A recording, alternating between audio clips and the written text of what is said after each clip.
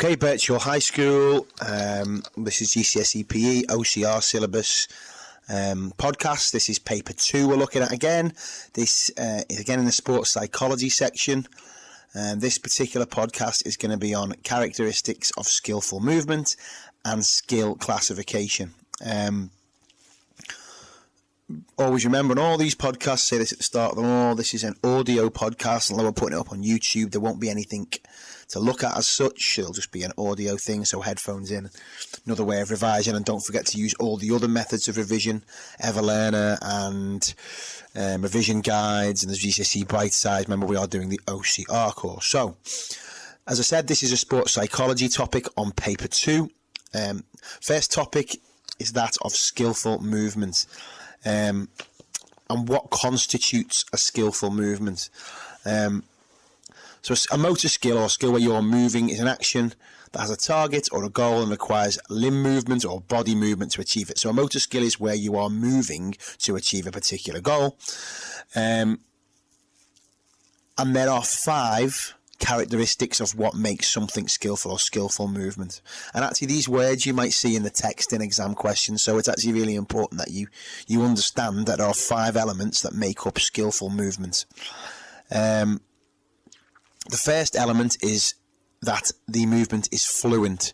That the movement is, what that fluent means is that the skill is a flowing movement. So, for example, you've all seen someone who might be uncoordinated, where the movement doesn't actually flow together. It's where the movement is fluent, it looks good. So if you imagine a gymnast performing a cartwheel without stopping, a nice fluid, same speed, looks good as they go over. Obviously, if they were falling over or there was changes of speed, it wouldn't be a fluent movement. And you'll get that in most sports. You could get that you see that in, say, badminton or tennis. Someone who's got a fluent serve means it's nice and smooth, it flows really well, as opposed to sort of a jerking action that's sort of jittery and doesn't look effective. So fluent movement is where the skill is performed in one flowing movement. The second part of a skillful movement is that it is efficient, and that what efficient means is that you do not waste time or energy when you're doing it. And probably the best example for this is a swimmer, sometimes a runner as well. So a swimmer, if they are efficient, they won't use excess energy when moving their body through the water. So it means their stroke is particularly efficient. They're entering the water at the right place. They've got a good pull or a kick on the water, so they can move through the water in the fastest time possible. Similarly, you get efficient runners. So people who've got a running style that, really doesn't waste any energy, as opposed to, it could be a more aggressive style, but they're actually using up more energy, so you get more tired towards the end. So efficient means the skill is performed without wasting time or energy. The third part of a skillful movement is that it is predetermined. And this is that the skill has a clear objective or goal, meaning that you know exactly what you're going to do before you do it. So if you imagine a dancer about to perform a routine, an ice skater going to perform a routine, a gymnast going to perform a routine, it means they know exactly what they're doing, they're sticking to a plan, and they know exactly how it's going to go, or a clear objective and goal to do that. Now obviously that's harder in certain sports. So if you're playing constantly changing an open sport where things are changing around you, so you're playing, badminton, and the other opponent can hit it to any side of the court or any speed, it's harder to be predetermined in things like that, but it still can be on things like the serve, or you can try and dictate a point you predetermine. You've got a plan for that particular point. And again, if you're playing against someone in a sport, something like table tennis, where you know the tactics they're going to employ against you, you can play predetermined shots that they know they're going to find hard to return. So if they can't return a particular type of spin, you will play more of that spin, and you know before you start you're going to do it. So that's the third part, predetermined. The fourth part is aesthetic, and aesthetic means it looks pleasing to the eye. So skillful movement is aesthetically good, it looks good on the eye. And again, I would argue that can be seen in most sports. If you've got someone with fantastic technique in any sport, it looks good on the eye, it would mean that's a skillful movement. So again, it's fairly obvious in things like gymnastics or dance or ice skating, but I would argue in many sports, I think you would say that it's someone like Messi or Ronaldo, the way they play football, the way the skills they show are pleasing on the eye. They do everything really, it looks good when they do it. They're very effective at doing it, but it actually looks pleasing on the eye. Similarly, a fantastic tennis shot, Roger Federer, a beautiful backhand down the line or whatever it was, it's aesthetically pleasing, it's good to look at. Pleasing on the eye. So that's the fourth part of a skillful movement. And the fifth part is that it is coordinated. So the skill is performed with control, normally using different body parts at the same time. The body is coordinated. So again, go back to a tennis serve. You might have the ball thrown up with one arm, the racket comes from behind the back, the knees have got to move right, etc., etc. You've got to be well coordinated to get the timing right, the throw up, the ball toss, and then the strike right. So it needs body parts in control and moving at the same time. Golf swing's another really good example of that, where lots of different body parts are doing things. You've got the legs and knees must do one thing, the arms must do one thing, the shoulders have got to turn at the right point, the head's got to be in the right position, the hips have got to be in the right position, and if it all goes well and it's all coordinated, you're much likely to get a much better shot. So in terms of skillful movements, well, just to recap, there are 5 elements of skillful movements. That is fluent, efficient, predetermined, aesthetic, and coordinated. And by the way, in the exam, if you are writing skillful movement, it's spelled S-K-I-L-F-U-L. It's not double L's in skillful movement. So the second part we're going to discuss on this podcast is skill classification, and how you actually classify a skill. You've done a lot of this on your coursework, which was worth 10%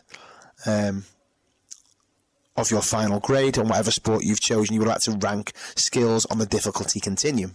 So the first continuum is called the difficulty continuum, and this basically rates how simple or complex a skill is. And you must use those words. You can't use hard or easy. Simple, which is obviously relating to an easy skill, or complex to a hard skill. All skills will fit somewhere on this continuum, from simple to complex. So obviously there are more simple skills. So if it was someone just being thrown a tennis ball and catching it with no other elements, no one else playing, no one trying to intercept, etc., it's a fairly simple skill. It's just a matter of getting the hands in the right place and catching the ball, or throwing the ball, whatever you're going to say.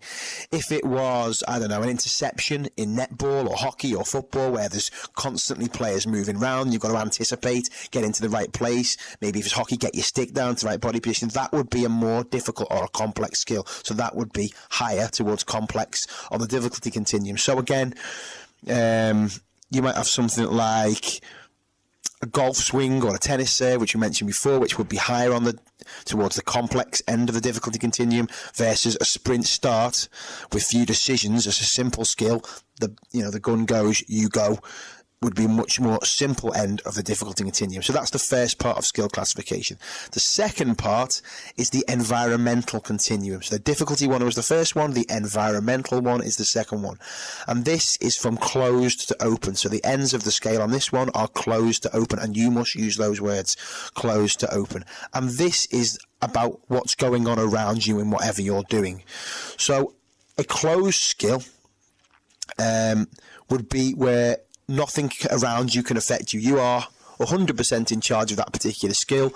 No one's trying to intercept, no contact can be made, etc. So again, if you imagine pitching a ball in baseball, you decide when you throw it. There's no one else trying to stop you.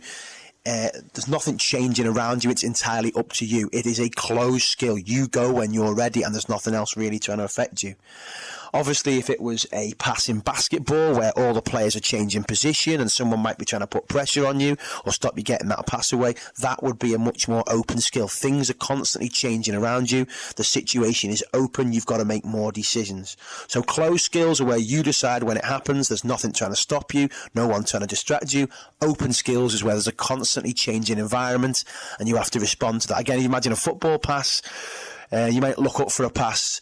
There might be a player in one position, but there might be someone moving towards them to mark them, and you've now got to get over the head or whatever else. You've got to constantly change your decision and change the actual way you're going to perform that skill based on the ever-changing environment in front of you. And that would be an open skill. So again, in terms of skill classification, we've got the difficulty continuum, which ranges from simple to complex. And we've got the environmental continuum, which ranges from closed to open. And again, all this could be on our final exam. This is a paper 2 question. If it asks you a question on any of these topics, again, if it's on a 6-mark question, we've said this on all of them, you don't write in bullet points, you write in full sentences, just like an English exam. You consider spelling, punctuation, grammar, you make sure it's well presented, and you try and use subject-specific language. So if it was on the skillful movement, you need to get those words in a fluent, efficient, predetermined, aesthetic and coordinated. If it's on skill classification, you need to get the continuums on there, simple to complex and open to closed on the environmental one. So it's really important that, again, if it's more than a 2-mark question, anything where it's requiring you to write in a bit more detail or explain, you've got to give sporting examples, and you've got to use subject-specific language, and you've got to write in full sentences with good spelling, punctuation, and grammar. So as I said, this is a podcast for paper 2, the sports psychology section, and it was for skillful movement and skill classification.